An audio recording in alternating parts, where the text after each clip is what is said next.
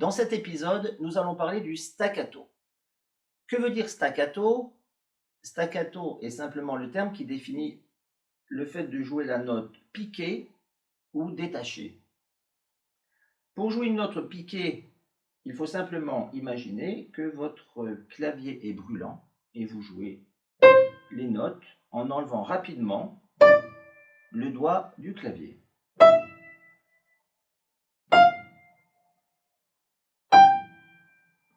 Voilà, je vous ai joué Do, Ré, Mi, Fa, Sol en staccato.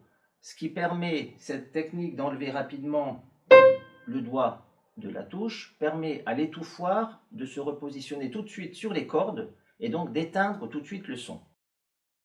Il y a trois façons en général de jouer staccato avec le doigt, ce que je viens de vous faire, avec le poignet que l'on va relever de cette façon,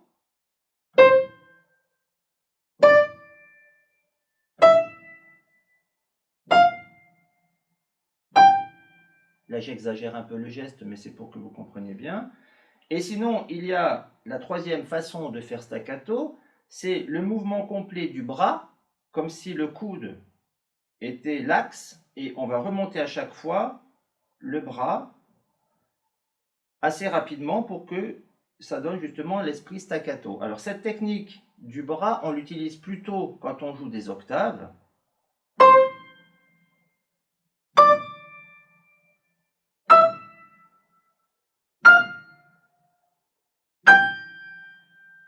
Ce que l'on verra tout à l'heure dans les morceaux que je vais vous proposer d'écouter. On va commencer tout de suite par la première technique, la technique du doigt. Au début, c'est simplement le doigt donc, qui s'en va très rapidement du clavier. Mais on peut y rajouter un petit mouvement du doigt qui enlève, qui gratte la touche, comme s'il enlève la poussière d'une touche, ce qui permet d'entendre encore un son un peu plus court.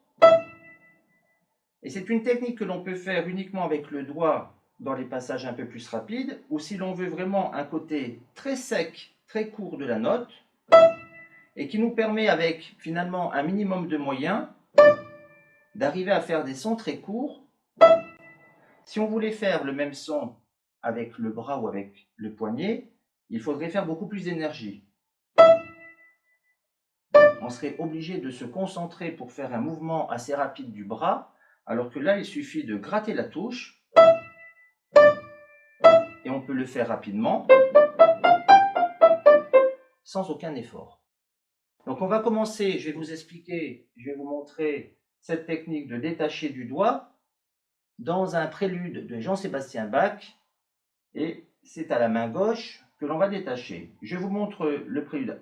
Auparavant, il faut quand même que je vous dise que dans la musique de Jean-Sébastien Bach, rien n'est indiqué, parce que le staccato dans les autres partitions sera toujours indiqué avec un petit point en dessous ou au-dessus de la note. Il ne faut pas confondre avec le petit point qui est à droite de la note, qui est presque l'inverse finalement, puisque c'est la note qui sera plus longue. Mais là, le staccato sera indiqué avec le petit point en dessous de la note ou au-dessus de la note. Et dans Bach, dans la musique de Jean-Sébastien Bach, on n'a pas d'indication de staccato. On sait simplement, en général, que dans un passage en double croche et en croche, on détachera les croches. Et dans un passage en croche ou en noir, on détachera les noirs. Je vous montre l'exemple dans le prélude de Bach où on a des croches à la main gauche et des doubles croches à la main droite. Donc si on le joue sans staccato, cela donne ceci.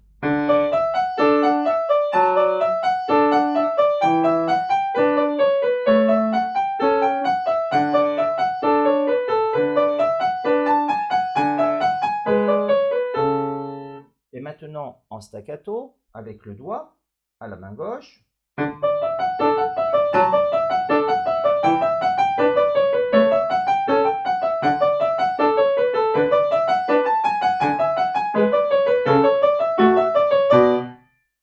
Un peu plus vite.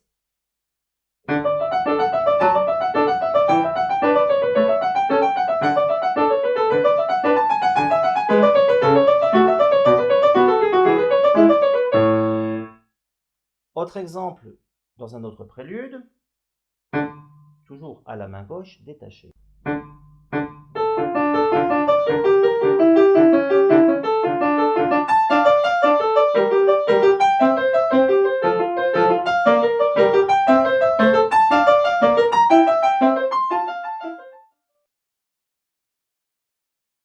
On utilisera dans la musique de Bach très souvent donc ce staccato pour donner une impression de légèreté, pour se rapprocher un peu du son du clavecin, car Jean-Sébastien Bach a composé non pour le piano mais pour le clavecin. Deuxième exemple, toujours Jean-Sébastien Bach, dans le concerto italien, la troisième partie, qui est écrite en croche et en noir. On va détacher cette fois les noirs. Je vous montre lentement. Main droite, détachée.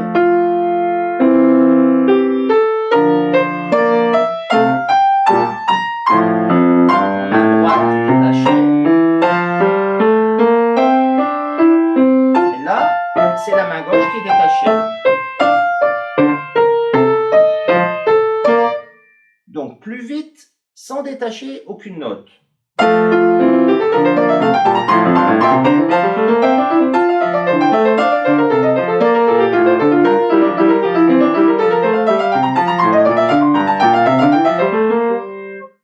Et cette fois, avec la technique du staccato, pour donner justement cet esprit un peu plus léger qui va nous faire penser plus au clavecin qu'au piano romantique.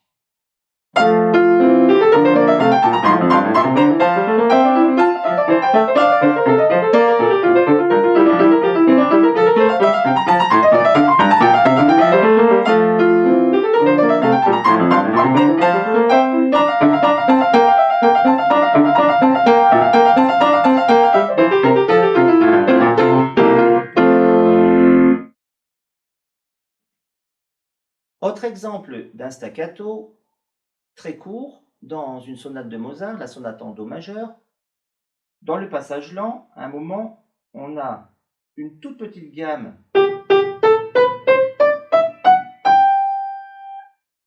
qui est indiquée par Mozart avec des petits points dans un ensemble de notes qui sont liées. Je vous joue juste ce passage.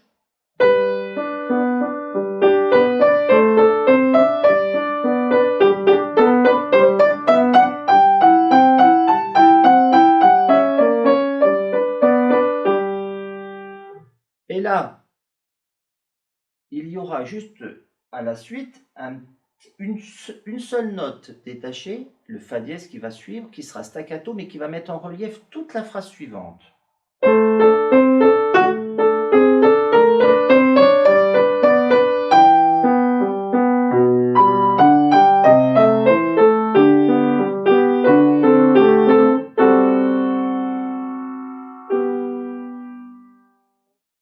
Voyez ce petit fa dièse qu'il faut bien détacher avec le mouvement du doigt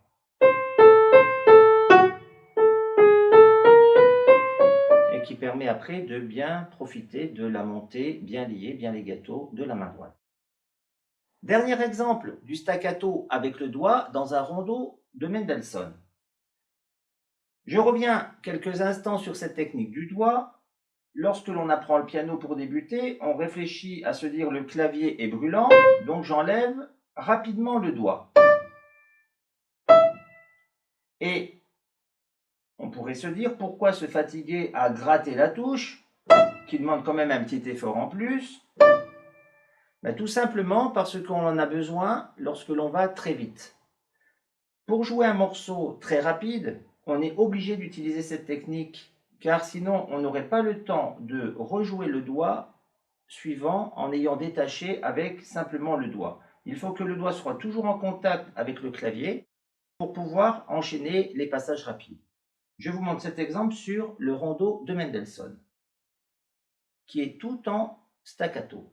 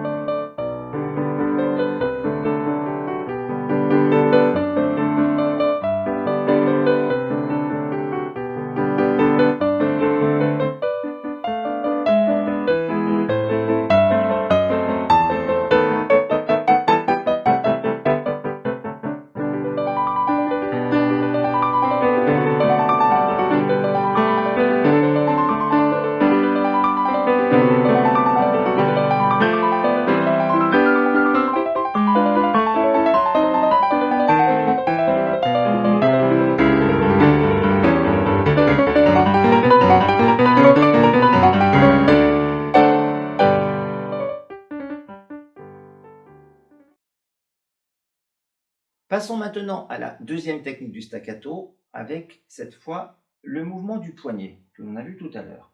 Donc, pour utiliser cette technique du staccato avec le poignet, on va plutôt l'utiliser dans des passages où on doit répéter soit des tierces, soit des accords très rapidement.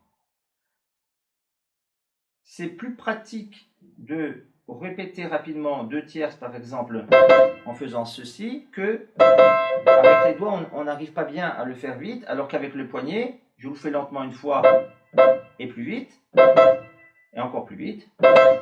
Avec le poignet, on peut faire des choses rapidement, plutôt simplement. Exemple sur le prélude de Rachmaninov.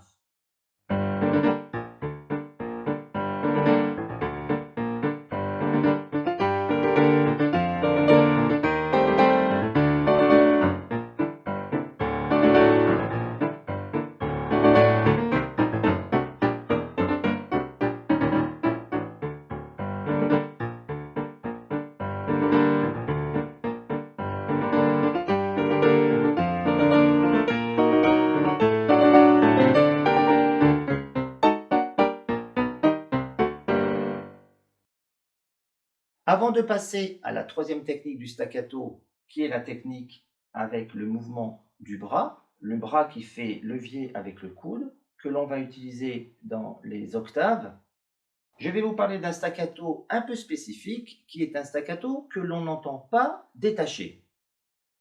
C'est un staccato que l'on utilise notamment dans un nocturne, ou dans plusieurs nocturnes d'ailleurs de Chopin, ou dans des passages lents avec la pédale, quand on a un déplacement souvent de la main gauche. Je vous montre l'exemple dans le 13e nocturne de Chopin. La main gauche est ici, elle se déplace pour venir là, et on repart à nouveau, elle se déplace pour venir ici.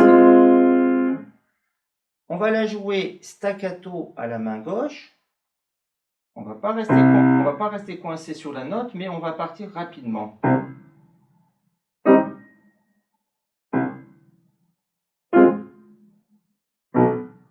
Et on va utiliser la pédale.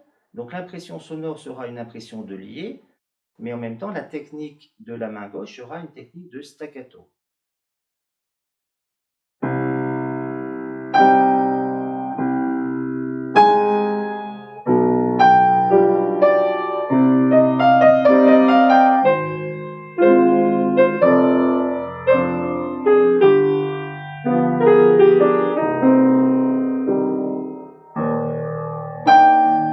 Voilà. Ça donne une impression en même temps de plus de légèreté à la main gauche, et en même temps c'est plus facile et pratique car on part tout de suite sur l'accord suivant, et du coup le geste devient plus facile à faire. Troisième exemple du staccato, le staccato avec le bras. On a vu le doigt, le poignet, cette fois le bras. Le bras, c'est le mouvement du levier par rapport au coude que l'on va utiliser beaucoup dans les octaves. Alors, on ne va pas faire un mouvement avec une grande amplitude, ce qui va nous faire perdre du temps, mais c'est ce mouvement que l'on va utiliser pour faire le staccato dans des mouvements d'octaves. Et lorsqu'on a des octaves rapides, c'est beaucoup plus pratique à jouer. Exemple dans le rondo de Mendelssohn.